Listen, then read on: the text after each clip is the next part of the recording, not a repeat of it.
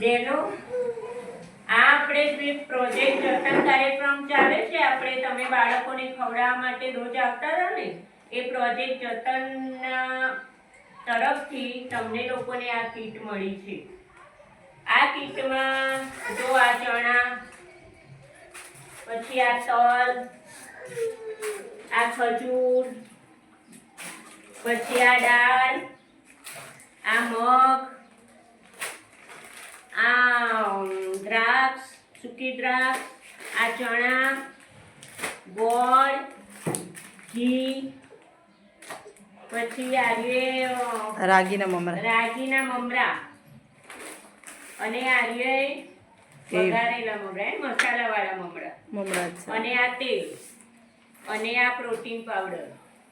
આટલી વસ્તુ તમારે રોજ બાળકને નિયમિત ખવડાવવાનું અને દર મહિને વજન કરાવવા આવવાનું. એટલે આ તમને જતન પ્રોજેક્ટ તરફથી આ કીટ મળી છે, બરાબર? અને દર મહિને તમારે વજન કરાવવા આવવાનું અને તમારા બાળકને આ ખવડાવવાનું.